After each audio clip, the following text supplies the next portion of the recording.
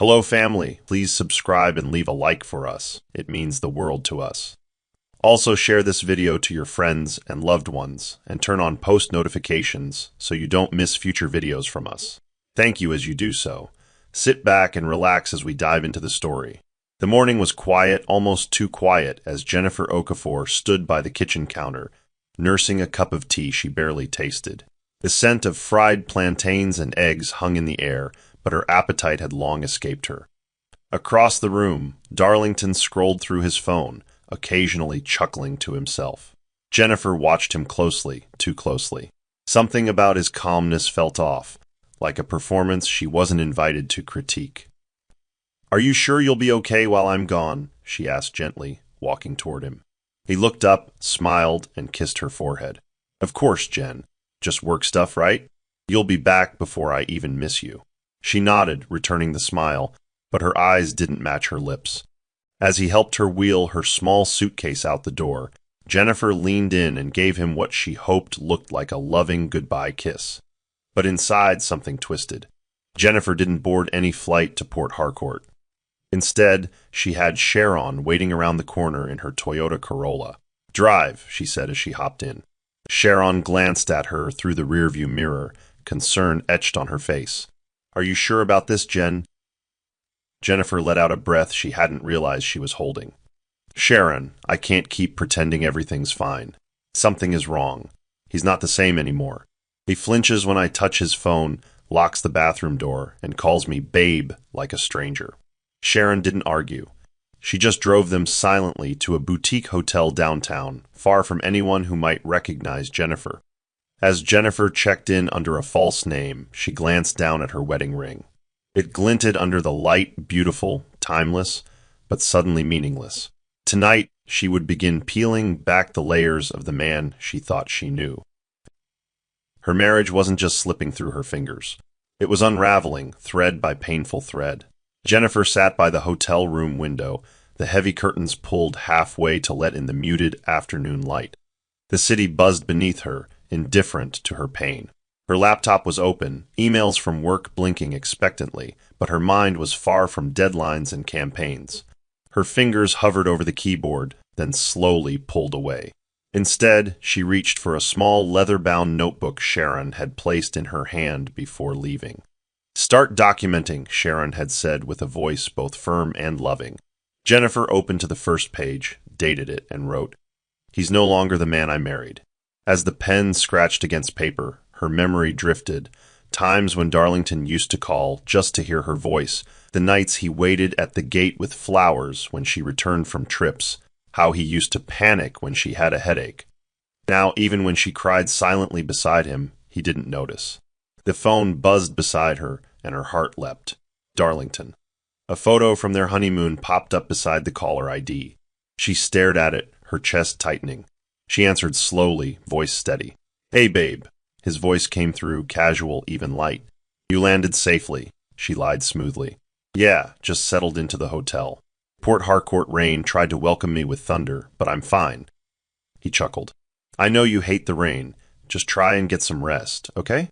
She forced a smile into her voice. "I will. I love you." A pause, brief, too brief. "Love you too." The call ended. Jennifer stared at the screen, her face void of expression. His tone had been too even, too relaxed. There was no trace of longing, no hunger to see her again. Slowly, she picked up her pen again and scribbled beneath her previous note. "He didn't ask when I'd return." Her instincts weren't paranoia. They were the quiet voice of truth knocking against a locked heart. And this time, she intended to answer. It was barely 6:30 the next morning when Jennifer rose from bed, the adrenaline in her veins too loud for sleep. She dressed in a dark hoodie and jeans, tying a scarf around her head in a style she hadn't worn since university, anything to make herself unnoticeable. She stood at the window for nearly an hour, eyes fixed on the road outside her marital home, until she finally saw Darlington's car pull out of the compound. He was alone. The silver SUV hummed past the gate and down the street like it had hundreds of times before. But this time, Jennifer followed. Her rented car crawled along quietly, 2 cars behind. The city was waking up, and so was the ache in her chest. She clutched the steering wheel tightly, replaying his words from the night before, every syllable weighed against the suspicion now growing too bold to ignore. She dialed Sharon with shaking fingers, placing the call on speaker. "He just left," she said, eyes never leaving the road. "Where to?" Sharon asked, tension wrapping around every word. "That's what I'm about to find out," Jennifer muttered. Darlington turned into GRA Phase 2, an area filled with restaurants and lounges too upscale for breakfast meetings. Her eyes narrowed. He's not headed to the office. She followed at a safe distance until he parked in front of a familiar building, a sleek modern cafe known more for its romantic ambience than its coffee. Jennifer parked 2 streets away and walked the rest on foot, heart pounding like tribal drums. She peered through the tinted glass just in time to see Darlington slide into a booth. 2 minutes later, a woman entered, tall, elegant, and unmistakably familiar. Jennifer blinked.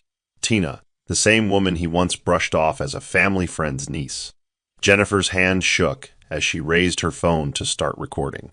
The camera lens caught the way his eyes lit up, how their fingers grazed across the table, how Tina leaned in and whispered with an intimacy that left no doubt. The phone trembled, but Jennifer held it still. Now the truth has a face, and it was only the beginning. Jennifer didn't leave immediately. She stood outside the cafe for over an hour, her breath fogging the glass of a nearby car window as she leaned against it. Her arms were folded, but it wasn't the cold that made her shiver. Inside, Darlington and Tina were still talking, laughing, occasionally reaching for each other's hands as if no one else existed. When they finally exited the cafe, Darlington opened the door for Tina, placing a hand on her back. They didn't rush. They strolled. Carefree. Intimate. Jennifer crouched behind a nearby kiosk camera rolling. Her heart burned, not just from betrayal, but from the audacity. How long has he been this bold? She wondered. What else has he done when I wasn't watching? As their car pulled away, she waited, counted 5 slow minutes, and then walked inside the cafe with her hoodie still drawn low. She approached the hostess stand casually and smiled. Did the couple who just left forget anything at their table? The hostess blinked. The man in the navy blue shirt and the woman in red heels. Jennifer nodded, pretending to check her phone. Yes, he's my husband. Just flew in to surprise him. You know how it is. The young woman smiled sympathetically and pointed her toward their booth. Jennifer approached it slowly. The scent of his cologne still lingered in the air. She scanned the table. That's when she saw it, lying beside the sugar jar. A silver bracelet with the initials T.O. engraved in soft cursive. Her breath caught. It was identical to the one Darlington had given her on their 5th anniversary. Same design, same clasp, just not hers. She picked it up with trembling hands and stared at it for a long time. The waitress returned, asking if she'd found what she was looking for. Yes, Jennifer replied quietly, slipping the bracelet into her pocket. But as she walked out, her pace slowed. The world around her kept moving, cars honking, people chatting, but inside, her world had shifted. The bracelet wasn't just jewelry. It was a confession. And Jennifer was no longer guessing. She was documenting. Jennifer sat on the hotel bed that night with the bracelet in her palm, the initials T.O. still cold against her skin. Her eyes welled, but no tears fell. There was a tightness in her chest that refused to break. She turned it over again and again, remembering the moment Darlington had given her the exact same bracelet 2 years ago. "You're one of a kind," he had whispered then. But now she knew better. There was no sentiment in his gift. It was recycled love. Sharon arrived quietly, letting herself in with the spare key. She noticed the look on Jennifer's face and walked slowly toward her. "What did you find?" Jennifer opened her fist, showing her the bracelet. Sharon's face twisted. "Is that—" Jennifer nodded. Same model. Same engraver. Just a different woman. The silence between them stretched, heavy with grief and slow-burning rage. "I don't think this is just a fling," Jennifer whispered, still staring at the object. "He's invested, emotionally, financially. This isn't casual." Sharon crouched beside her, speaking softly. "You think it's been going on for long?" Jennifer shook her head slowly. "I don't know, but I intend to find out." She reached for a folder on the table where she'd begun organizing every detail, dates, places, receipts, photos. "I'm building a timeline. I'm not going to him with just suspicion. I want to face him with truth, undeniable, shameful truth. Sharon placed a comforting hand on her knee. You're strong, stronger than you think. But don't do this alone. Jennifer looked up at her friend, voice tight with resolve. I'm not. I have you, and I'm not letting this ruin me. I want to know everything, every lie, every moment he thought I wasn't watching. Outside the window, the night swallowed the city, but inside, Jennifer's quiet war had just begun. 2 nights later, Sharon came with a plan. She arrived with her younger cousin, Toby, a cybersecurity student who owed her more than a few favors. Toby was barely 23, wore wire-framed glasses, and greeted Jennifer with nervous respect. Ma, I'm not here to judge anything. Just tell me what you need. Jennifer handed him Darlington's old iPad that was still linked to their cloud account. He doesn't know this still logs some of his phone activity. Can you check if there's any access to old chats or hidden files? Toby nodded and began typing, his fingers dancing across the screen. Sharon paced in the background, her arms crossed, while Jennifer sat motionless, clutching a throw pillow. After a few minutes, Toby's face changed. There's a Vault app. Looks disguised as a calculator. But the encryption's weak. Shouldn't take long. His voice lowered. You might want to brace yourself. It took less than 15 minutes for Jennifer's world to tilt. Messages spilled across the screen, months of them. Voice notes from Tina laced with endearments, screenshots of hotel bookings, photos of her in lingerie. Conversations where Darlington had made excuses about Jennifer, painting her as cold, distant, obsessed with work. She barely notices I'm breathing, he had written. Jennifer stared at the line, numb.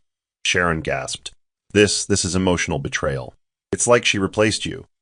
Jennifer nodded slowly. No, like I was erased. She scrolled further. There was a message where Tina teased about a weekend trip Jennifer had canceled due to a work emergency. Darlington replied, Good, means more time for us. Jennifer's throat tightened. She had canceled that trip because Darlington said he was sick. Sharon clenched her jaw. He played you, Jen. Lied about his health, mocked your sacrifices, and built a parallel life like it was nothing. Jennifer whispered, He used my loyalty against me. Then, with trembling fingers, she tapped the screen, saving every file into a locked folder. This wasn't about revenge anymore. It was about truth. And now she had the evidence to prove it. At 3 a.m., Jennifer was still awake, her laptop glowing in the dim hotel room. The room was quiet except for the soft hum of the air conditioner and the occasional clicking of keys. Her fingers moved hesitantly, logging into Darlington's cloud backup. She had almost forgotten he once used her email to set it up during their first year of marriage. Her breath caught as a flood of photo albums appeared.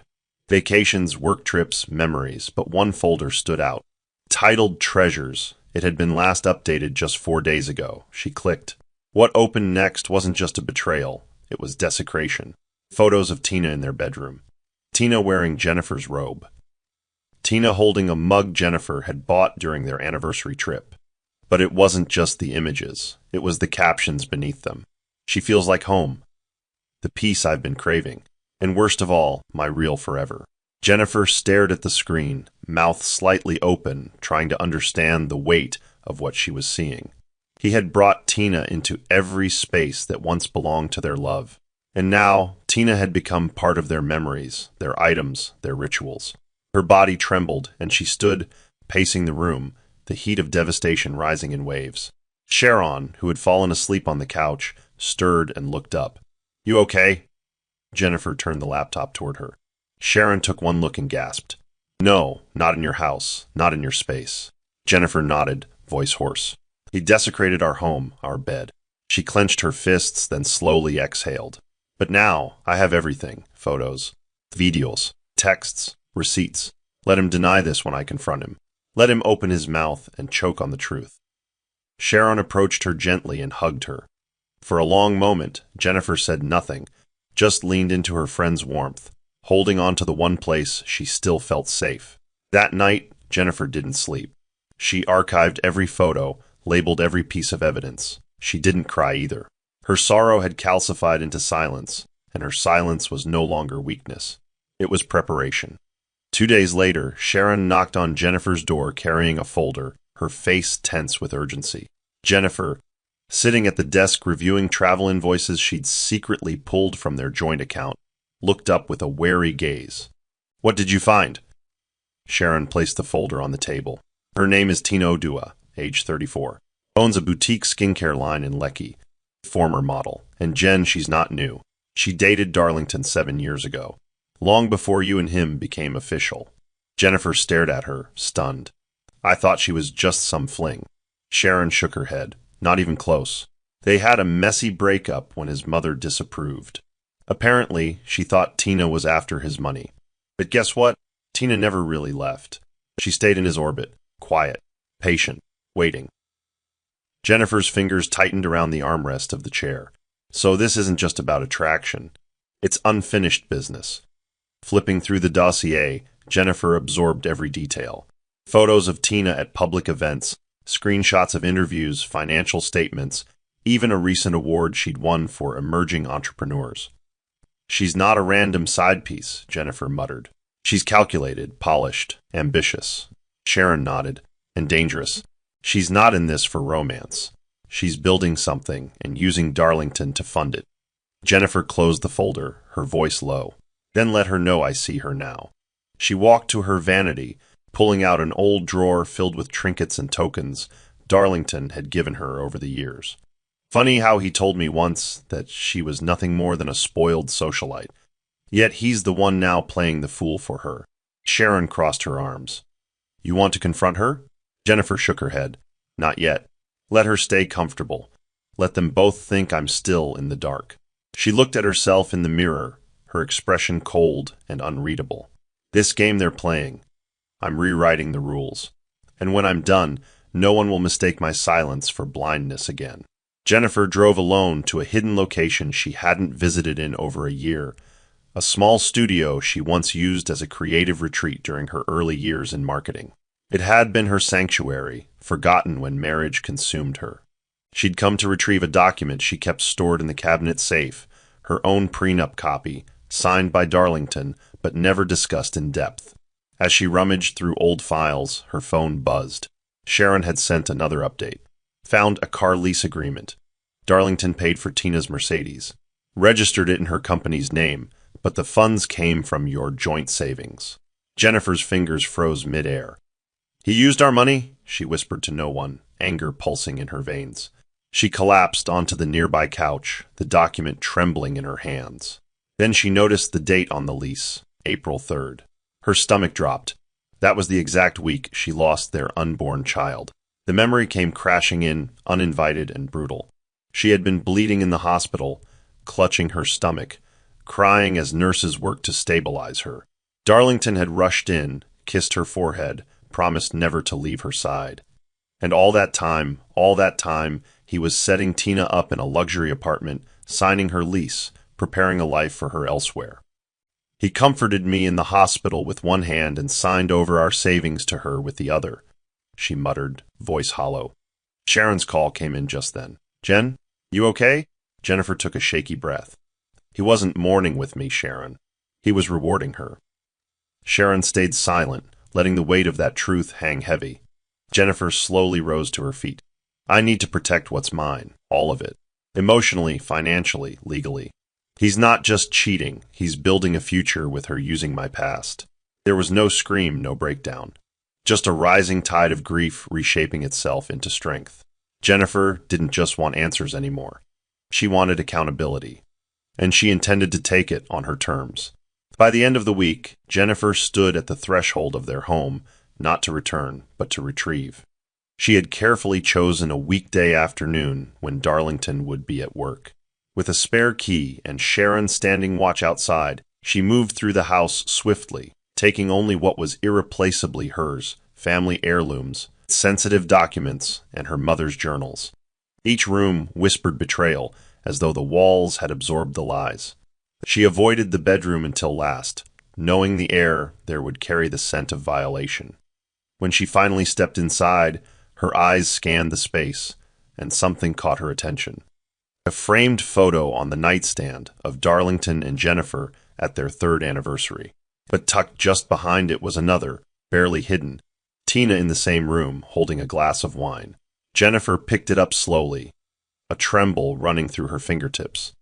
He didn't even care to hide her anymore, she said softly. She placed the photo in a bag, not out of sentiment, but as evidence.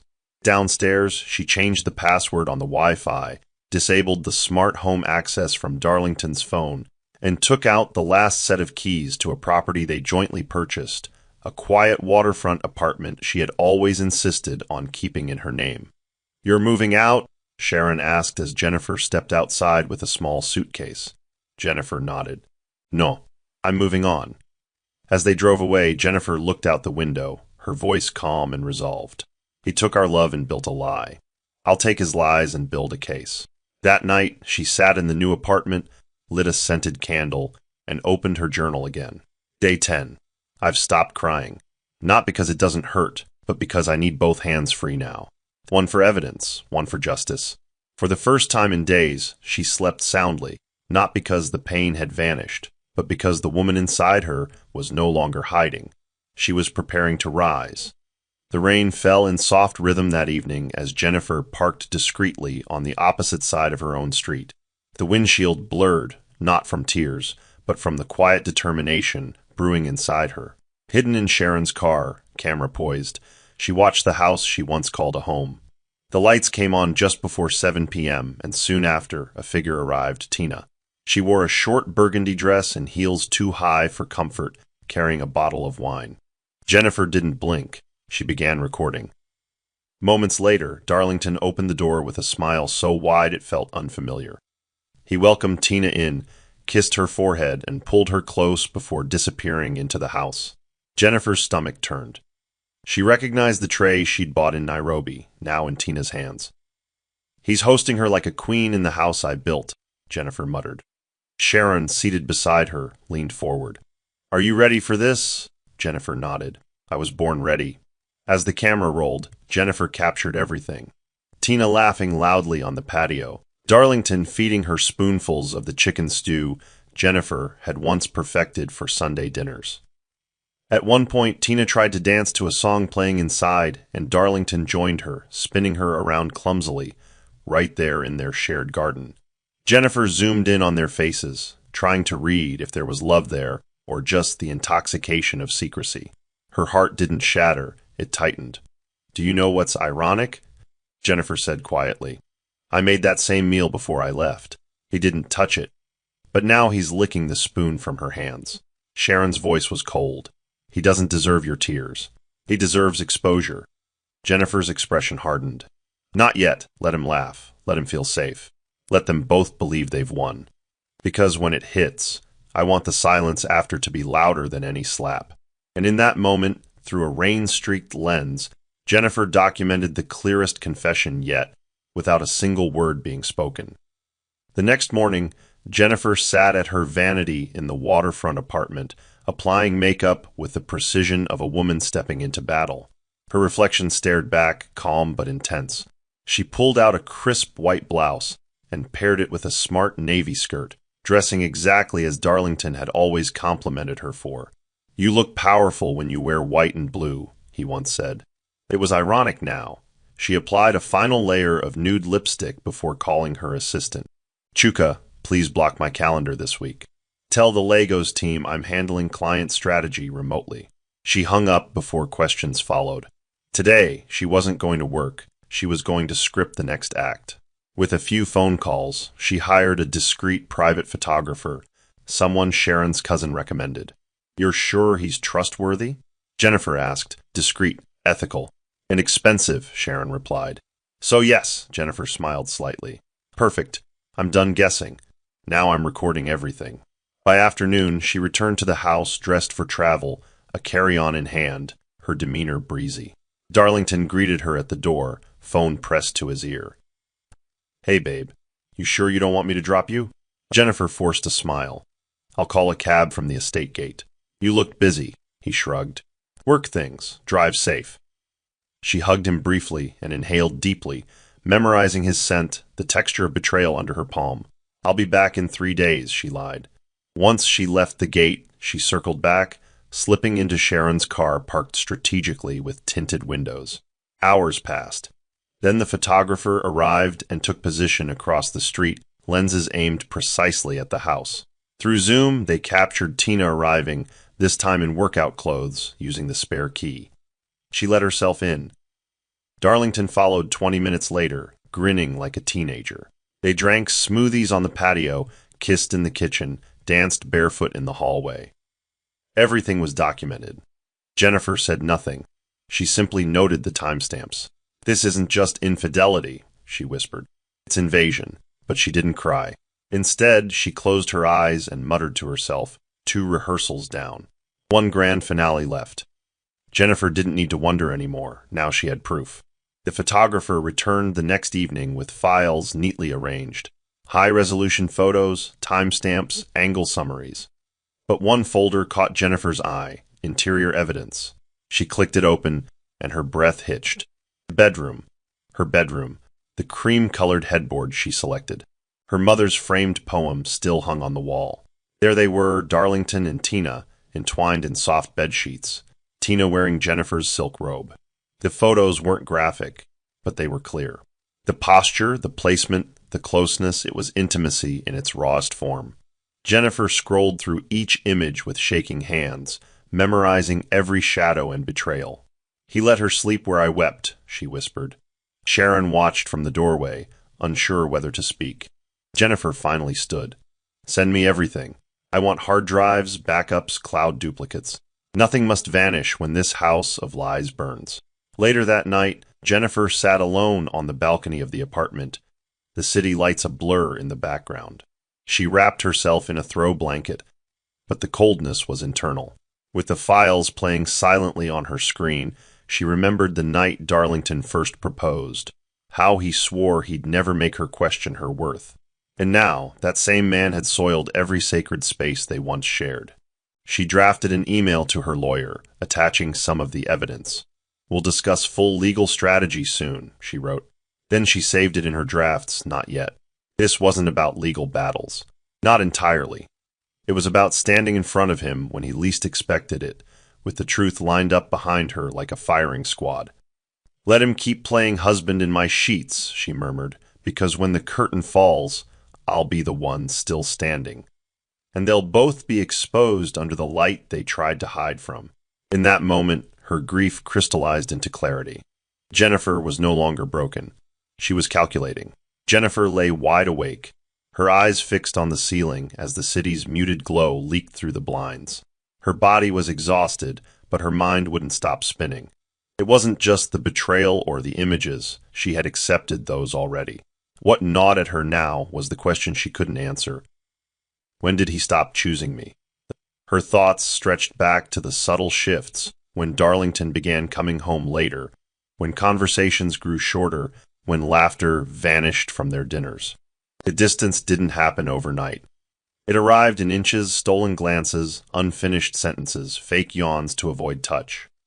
She turned to her side and stared at the framed wedding photo by her bedside. They looked happy, genuinely so.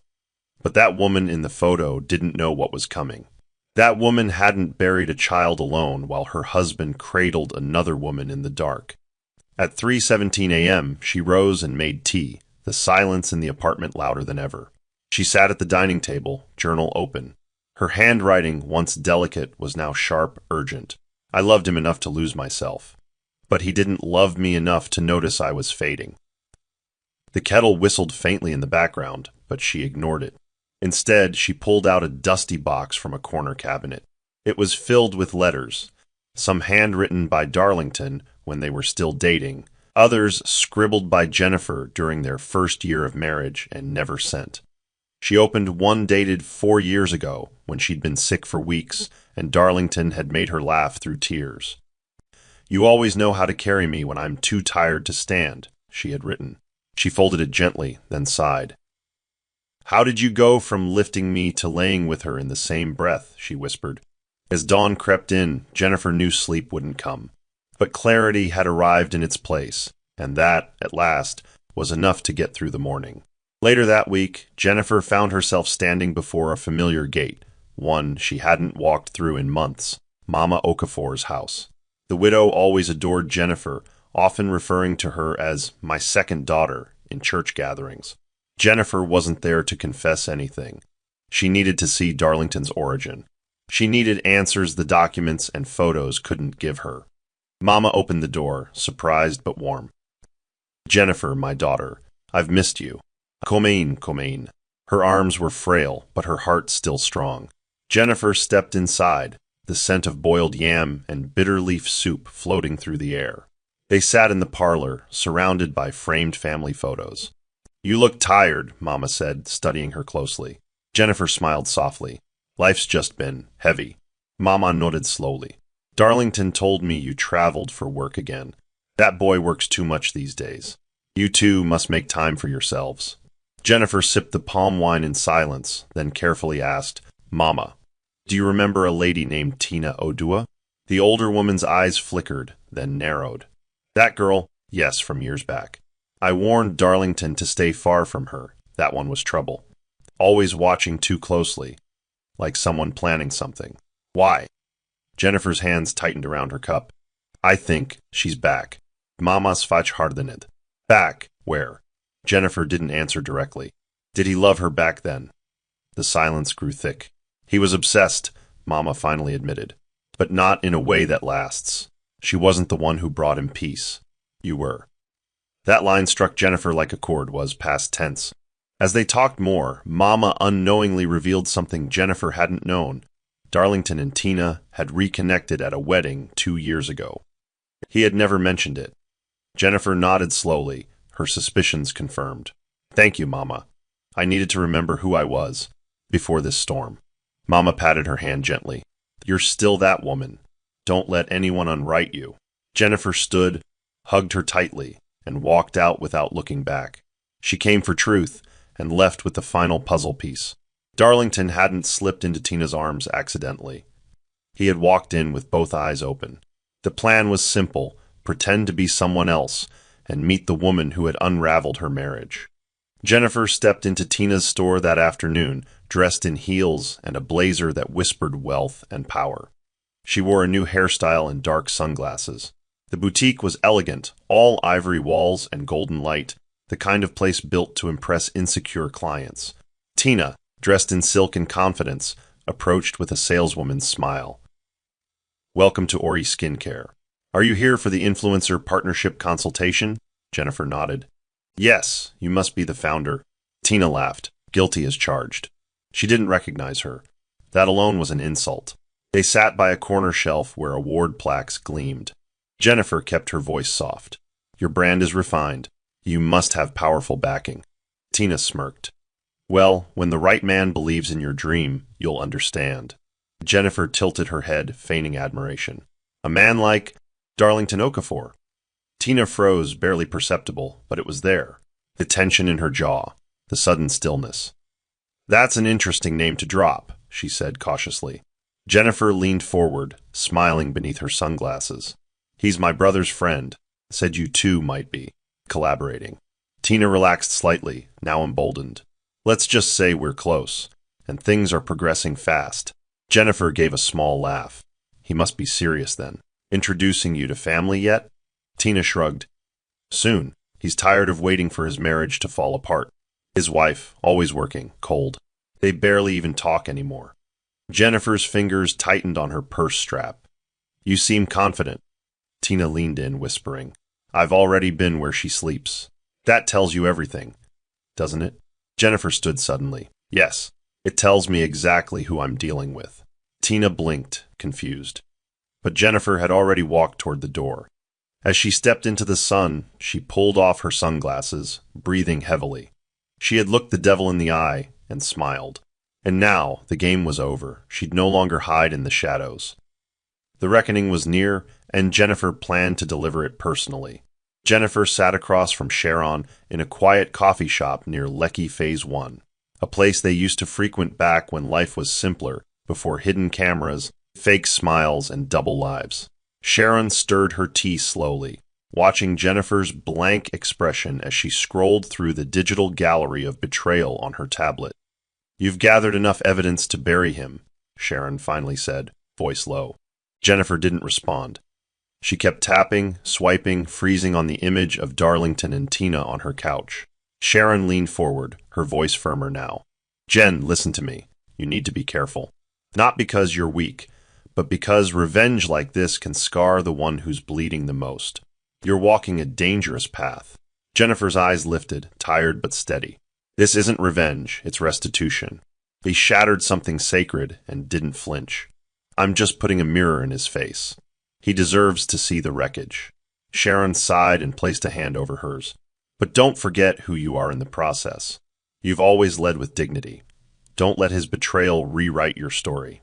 Jennifer looked away, blinking back a tide she refused to release. Do you know what hurts the most? It's not the cheating. It's that I gave him everything, my vulnerability, my trust, my forgiveness, and he used them like tools.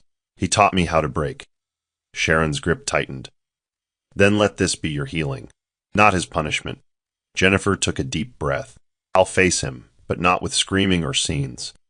I'll bring truth to the table, and I'll let it speak louder than rage ever could. She tucked the tablet away, her tone calm and final. But I won't be soft anymore, Sharon. That woman he took for granted, she's done protecting his image. It's time the world saw the man behind the mask. Sharon nodded, but her eyes shimmered with concern. Just promise me you'll still recognize yourself when this is over. Jennifer whispered, almost to herself, if I don't do this, I won't recognize myself at all. There was something symbolic about the snip of the scissors that morning. Jennifer sat in the upscale salon, her long dark braids cascading to the floor as the stylist trimmed her hair into a shoulder-length, sleek cut. Big change? The stylist asked, watching her through the mirror. Jennifer gave a faint smile. Big truth. The woman nodded, as if she understood the language of reinvention. When the cut was done, Jennifer touched her new reflection, different, sharper, unrecognizable even to herself. But not in a bad way. She had stripped away the softness, the woman who waited to be loved. In her place stood someone sculpted by heartbreak, but no longer defined by it. She stepped out of the salon with new energy. The sun felt different on her skin. Her stride was firmer. She didn't just want to be seen anymore. She wanted to be remembered. She visited a boutique next, purchasing 3 tailored dresses, all bold colors she had once avoided: deep red, royal blue, emerald green. Each dress spoke confidence, defiance, and closure. When she returned home, she packed away all the pastels, the wedding photo frames, the anniversary keepsakes. One by one, they went into a sealed box labeled Done. Later that evening, Sharon came over and froze in the doorway. Wow, she said, eyes wide. You look like someone who just took her power back. Jennifer chuckled softly.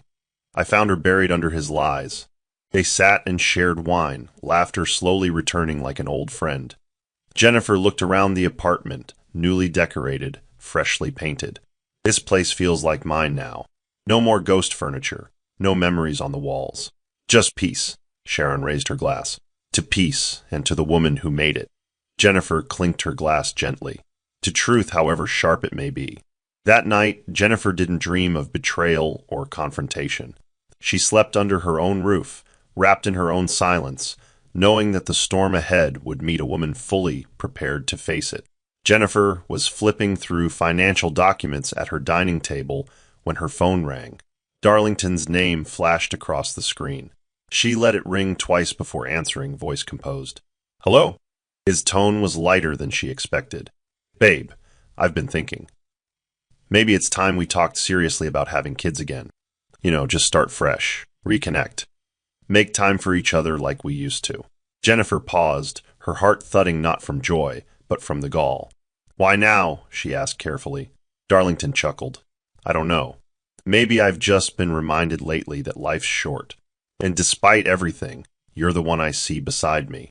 Jennifer's jaw clenched. Despite what, Darlington? There was a long pause. Work stress, distance. Let's not dwell on all that. I just want to start a family, a real one. Her silence was heavy. You think children will fix silence you created? She said finally. You think pregnancy is a plaster for emotional fractures? His voice shifted. Jennifer, that's not what I meant. Look, I've made mistakes, but I'm trying. Let's meet. Talk in person. Jennifer smiled, but it didn't reach her eyes. Sure, she replied. Let's meet, just not yet. She ended the call, setting her phone down gently, though her hands trembled with fury. Sharon, who had overheard, raised an eyebrow. He's proposing fatherhood now? Jennifer exhaled.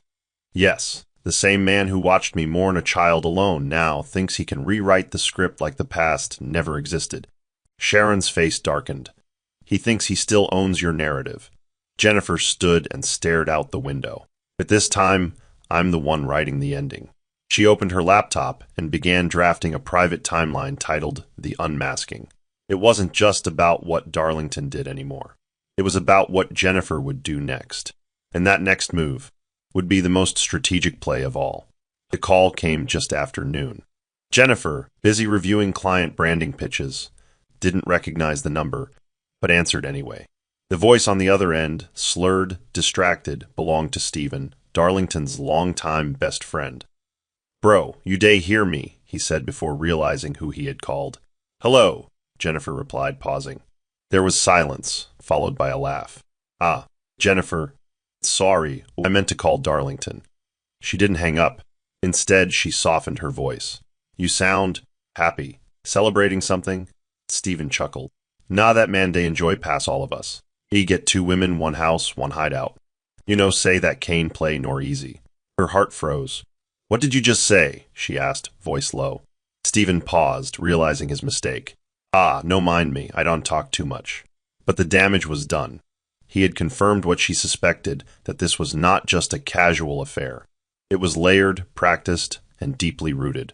Jennifer ended the call quietly and sat in stunned silence. The man she built a home with had built another life, piece by piece, while smiling in her face. Sharon arrived a few minutes later with lunch, but Jennifer's expression made her pause. "What happened?" she asked, setting the food down. "Stephen just told me by accident that Darlington's had a hideout this entire time. Another apartment, another space, another lie." Sharon's eyes widened. "That's bold. Even for him." Jennifer laughed bitterly. "It's not bold, it's careless. He thinks no one is watching. He thinks I'll just keep playing wife while he scripts fantasies behind my back." Sharon paced the room. "We need that address. If there's more to uncover, now's the time." Jennifer nodded, determination rekindled. "We're not just exposing him, we're dismantling the illusion, one thread at a time." She took out a notepad and began mapping every hint Stephen had dropped, every timeline that no longer added up. Darlington had given himself away through his friend, and that slip would cost him far more than he imagined. Jennifer sat on her balcony under the early evening sky, notebook open, mind sharp. This wasn't just about revenge, it was about presentation.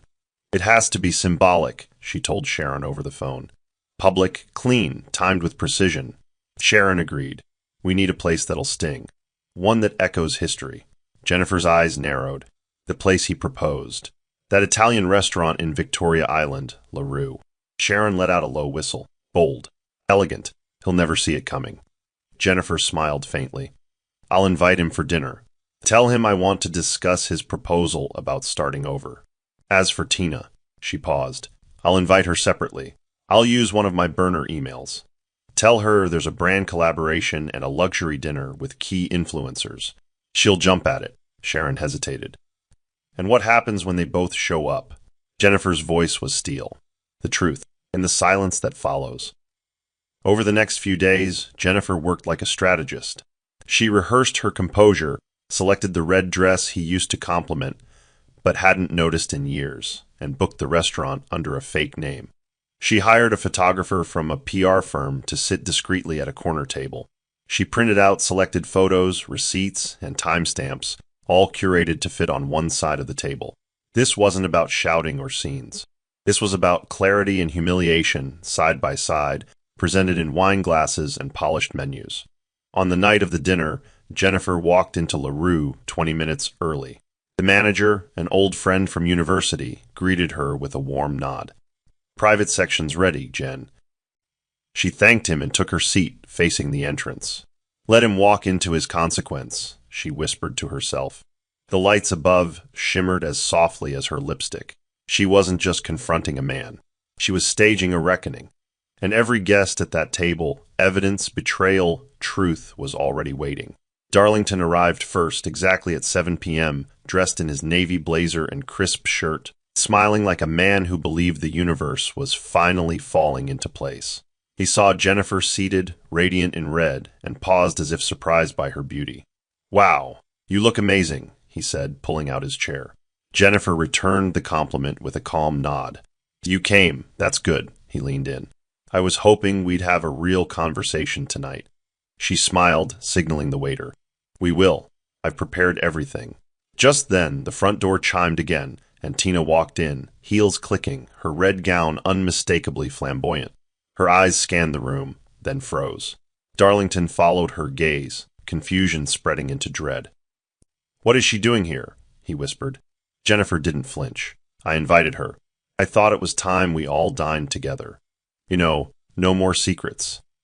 Tina approached cautiously, glancing between them. "What is this?" she asked, visibly thrown. Jennifer gestured to the empty chair. "Please, have a seat. The menu's printed differently tonight." Tina hesitated but sat, her shoulders tensing. Jennifer opened a black envelope and laid out printed photographs, receipts, messages. "This," she began, her voice smooth and slow, "is everything you both thought I didn't know." Darlington reached for one of the pictures, eyes darting in panic. "Jen, wait." "No," she cut in. "You'll wait. Just like I did. While you lied, while you played house with someone else in the home I built." The table fell into silence. The restaurant buzzed gently around them, but the small private section had gone cold.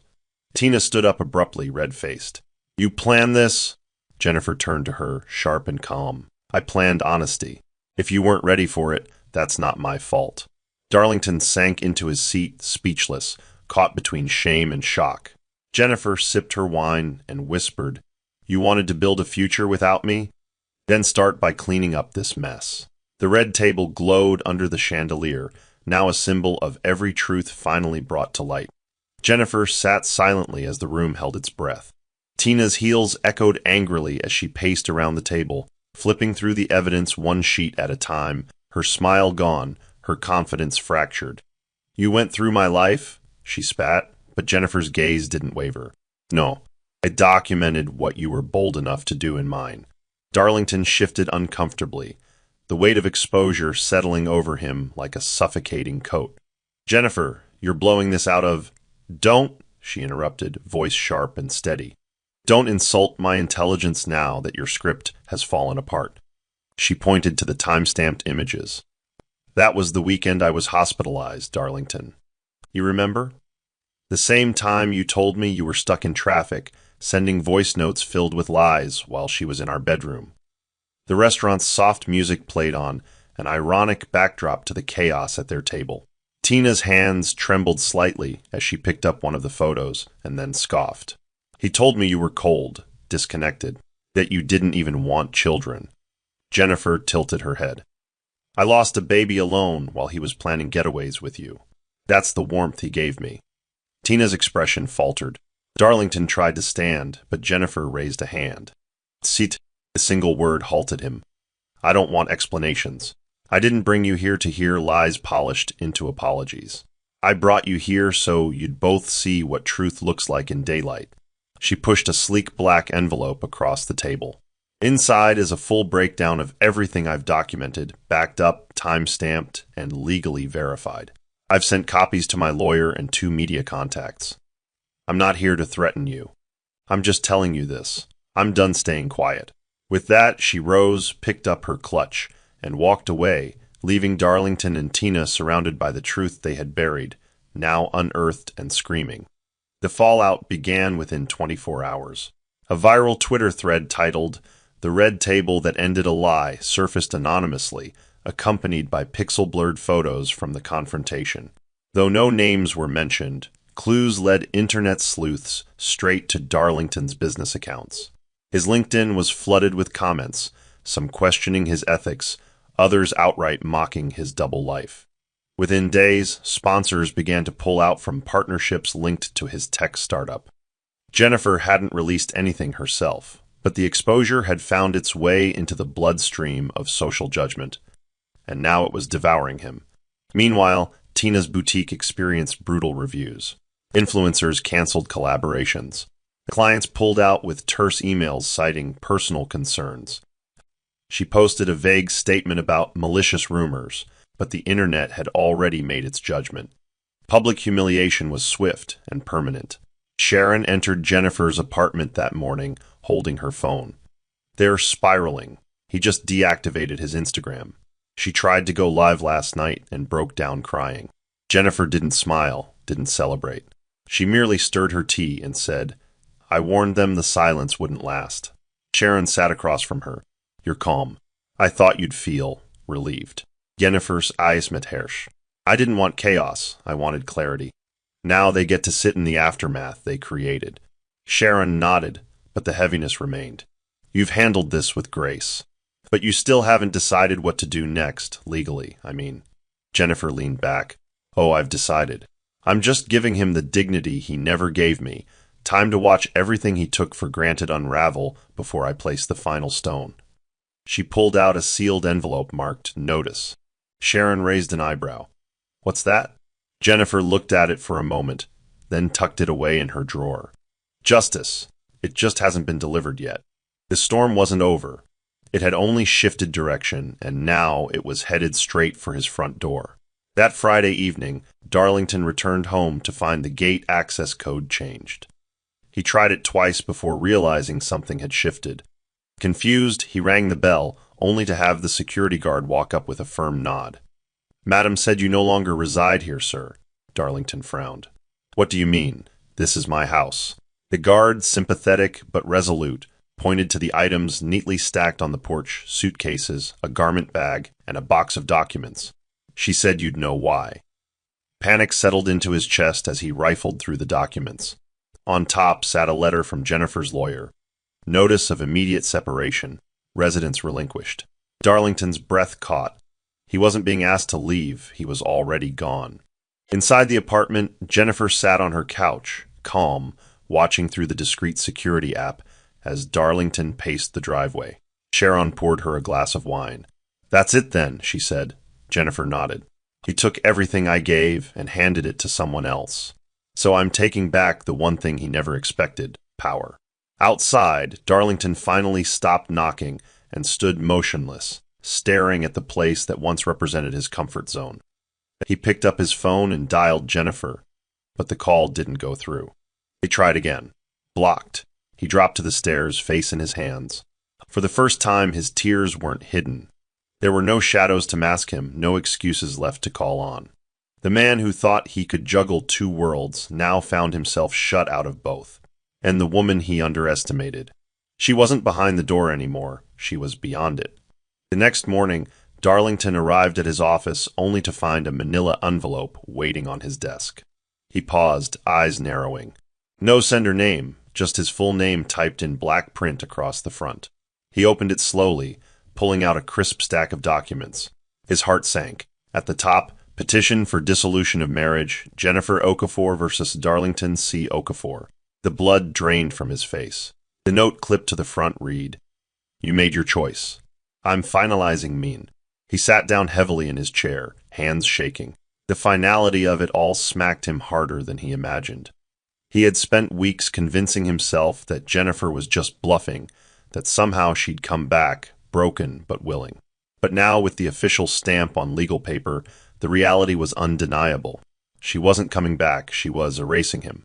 Jennifer, on the other hand, was serene as she met with her lawyer that same afternoon. They went over the details line by line: division of assets, ownership of properties, digital access separation, and formal withdrawal from all joint accounts. "Do you want to include a personal statement?" the lawyer asked gently. Jennifer shook her head. "No need, he knows why." The lawyer smiled softly. "This is one of the cleanest exits I've seen." Jennifer's eyes met hers. "Because I've cried all my tears privately. There's nothing left to grieve here." She signed the final page and stood, her heels clicking confidently against the polished floor. Outside, the sky threatened rain, but she didn't run. She walked slowly, umbrella in hand, pausing to breathe in the moment. She wasn't just walking out of a marriage. She was walking back into herself. Tina sat behind the glass counter of her boutique, jaw clenched as she stared at the week's canceled bookings. Her assistant hovered nearby, hesitant to say what she already knew. 2 brand campaigns had pulled out, and a property investor had withdrawn support. Her Instagram followers had dropped by over 7,000 in 4 days. One comment in particular stuck: "Beauty fades, karma doesn't." Tina tossed her phone aside and stood up, pacing. She had called Darlington 3 times that morning, all unanswered. He hadn't returned her messages, hadn't come to see her in days. "He's avoiding me," she said aloud. The assistant remained silent. Tina glanced around the empty store. "They act like I'm the villain, as if I did this alone." But even she knew it was a lie. She'd played with fire, gladly, and now the burn was showing. Later that evening, she drove to Darlington's former residence and found it quiet, the gate padlocked. Confused, she called again, still no response. She tried his office next, but the receptionist informed her he was unavailable indefinitely. Panic began to rise in her throat. She finally messaged him. "You promised me forever." "Where are you?" Hours passed. No reply, no call. Tina sat alone in her car as dusk settled, her makeup smudged, her illusion of power cracking. She had built her identity on winning him, and now she had neither the man nor the victory. The silence from Darlington was worse than the public backlash. He had used her just as easily as he'd used Jennifer. And now, in the debris of what once felt like conquest, Tina faced the truth. She was just another casualty in a war she never truly won. The courtroom was modest, wood-paneled walls, humming ceiling fans, and an atmosphere heavy with the finality of decisions. Jennifer walked in dressed in a tailored gray suit, heels quiet on the tiled floor, every movement deliberate. She carried nothing but her phone and her dignity. Darlington sat near the front, looking smaller than she remembered, his eyes sunken, his suit slightly wrinkled. Their eyes met only once, and in that glance he saw a version of her he could no longer reach. As the judge called their case, the room hushed. Their lawyers approached the bench, papers were exchanged, motions filed. No shouting, no tears. Just a quiet unraveling of what once was a future. Darlington stood when asked, cleared his throat to speak, but Jennifer raised a hand slightly. "There's no need, Your Honor. Everything is in writing." The judge nodded, flipping through the case file. Well-structured and mutually agreed. He glanced at Darlington. "Do you contest any of these terms?" Darlington shook his head slowly. "No, sir." The judge stamped the decree and looked toward Jennifer. "You're free to go." She exhaled not from relief, but from closure. As she turned to leave, Darlington called out quietly, "Jennifer, I never stopped loving you." She paused, then looked over her shoulder with calm finality. "You should have loved me when I was still within reach." With that, she walked out of the courtroom, unbroken, unmoved, and utterly transformed. She didn't just win. She ended it on her terms. Weeks passed. The public chaos had died down, but within Jennifer, healing arrived like gentle waves, quiet, persistent, and unannounced. She took a sabbatical from work, not to escape, but to rediscover. Mornings began with walks along the lagoon, where the breeze spoke gently and the silence felt safe. She reconnected with herself through journaling, cooking, and sitting in stillness. Her phone stayed on silent most days, and for the first time in years, she didn't feel the need to check it. Sharon often came by, bringing food, books, or just soft laughter. "You're glowing," she said one afternoon, watching Jennifer brush her locks into a loose bun. "Not from revenge," Jennifer replied, smiling, "but from release."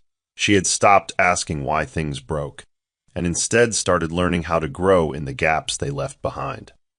On a rainy Tuesday, she visited the university where she once gave career talks. Department head, seeing her again, invited her to mentor young women in marketing. Jennifer agreed. "I want to teach them to protect their brilliance before it's dimmed by the wrong love," she said quietly. That evening, she sat with 2 aspiring interns over coffee, sharing her story, not the scandal, but the strength. "I once thought endurance was love," she told them. "But now I know, real love never requires you to disappear to keep someone else comfortable." Her words weren't rehearsed, they were lived. At night, in her home filled with new art and light, Jennifer often stood by the window, sipping ginger tea and watching the moon. It no longer felt like something was missing. She didn't feel incomplete. She felt alive, not as someone's wife, not as someone's secret, but as herself healed, whole, and finally at peace.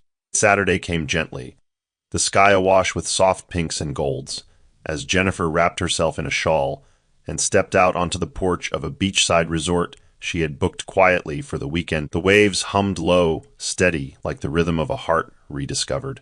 She carried a notebook and a warm cup of hibiscus tea, her bare feet pressing softly into the wooden deck. The breeze danced around her, playing with the hem of her robe. She sat slowly, inhaled deeply, and opened the journal. Day 1 of forever, she wrote. Her phone vibrated beside her. She glanced at the screen. Darlington. A quiet pause lingered. She stared at the name, familiar, distant, undesired. Then, with a calmness earned by survival, she pressed block. No anger, no smirk, just stillness. She looked up at the horizon, where the sun rose like a promise, clean and unapologetic. This is mine, she whispered, not the sunrise, not the tea, but this moment, this freedom. She remembered every night she cried into a pillow that no longer holds his scent. Every time she questioned her worth through someone else's deception. Every piece of her that had shattered and found its way back, stronger and more radiant than before. Sharon had once asked, "Will you still recognize yourself after all this?" And now Jennifer did. Not just recognize, but reintroduce herself to the world as a woman who burned, but didn't break. Who lost, but never stayed lost. Who was betrayed, but never became bitter. As the sun climbed higher, Jennifer smiled, not for show, not for revenge, but for rebirth. Because this wasn't the end of her story. It was the beginning of everything she finally chose for herself. Here's the Bible verse, Psalm 37, verses 5 and 6. Commit your way to the Lord. Trust in Him, and He will do this. He will make your righteous reward shine like the dawn, your vindication like the noonday sun. Why it fits. This verse reflects Jennifer's path, her quiet endurance, her commitment to truth, and how she chose dignity over retaliation. In the end, her justice was not loud or messy. It was bright, public, and undeniable like the noonday sun. The verse mirrors her rebirth and vindication. Moral of the story: when betrayal tries to define your worth, remember that healing, truth, and self-respect are louder than vengeance. In silence and strength, you can reclaim your name without losing your soul. Explanation: the story isn't just about exposing infidelity. It's about choosing self-worth over drama, wisdom over emotional reaction, and letting the truth speak for itself. Jennifer's journey shows that you don't have to break others to rise. You only have to stop shrinking for them. That's the end of the story. What did you learn from this story? Drop your thoughts in the comment section. Leave a like, and don't forget to subscribe and turn on post notification so that you'll be notified whenever we drop our next videos. Also, share this video to someone who might be interested. Thank you so much for watching.